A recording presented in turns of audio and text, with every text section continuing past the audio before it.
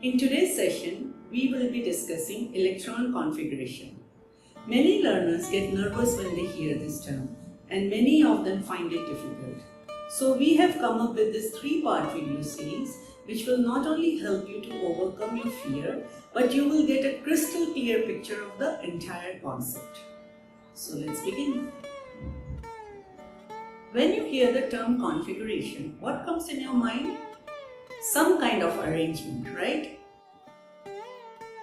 What do you mean by configuration? Configuration is a particular arrangement of a group of things. For example, the arrangement of books in the library shelves, or the arrangement of dish on the rack, or distribution of different spice jars in the kitchen cabinet. Similarly, the electrons are arranged in a particular manner in the atom. As you can look into the diagram, there is a particular arrangement here. So now let's define electron configuration. Electron configuration is distribution of electrons in an atom in a particular manner. For example, oxygen. Oxygen has 8 electrons and the configuration is 2 and 6. Another example is sodium. As you can see, it has 11 electrons. So the configuration is 2, 8 and 1. Chlorine is another example, which has 17 electrons and the configuration is 2, 8 and 7.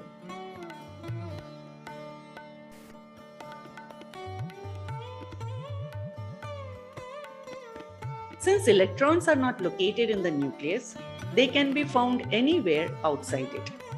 Knowing where exactly an electron could be difficult. We cannot know exactly where the electron is at any given time, but the electrons are more likely to be in this specific area.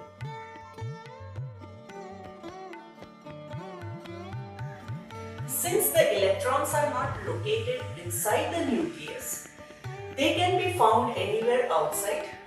It's very difficult to know exactly where the electrons are located at a given time, but we can find them here in this specific area, as you can see in the diagram.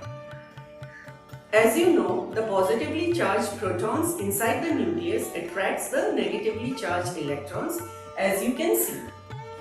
At the same time, the negatively charged electrons mutually repel each other, causing them to stay around the nucleus in a regular pattern. This results in geometric structures called orbital that surrounds the nucleus. According to the Austrian physicist Erwin Schrödinger, this area is called electron cloud. So how do we define electron configuration? Electron configuration is a simple way of writing down the location of the electrons. It's the distribution of electrons in the orbital of the energy level of an atom. Let's look at an example that you have already learned. This is a neon atom. As you know, neon has 10 electrons. So if we do the electronic configuration of neon, you know that it will be 2 and 8. The inner orbit will hold 2 electrons. This is 1 electron and 2 electrons. And the remaining, that will be 8 electrons, will be in the outer orbit. That's 1, 2, 3, 4, 5, 6, 7 and 8.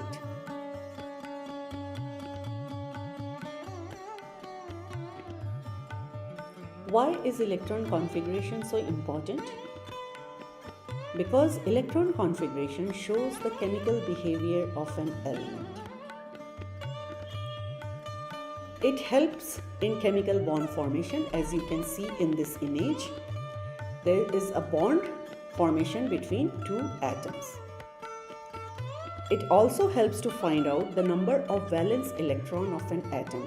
As you can see here, this is a sodium atom, and looking at this diagram, you can tell that the valence electron is 1 here. So it has 1 valence electron in its outermost shell. And it shows the reactivity of the elements, which depends on whether the valence shell is complete, like in neon, you can see the outermost shell is all filled, or incomplete, as in sodium. This is an incomplete valence shell. Why? Because there is only one electron in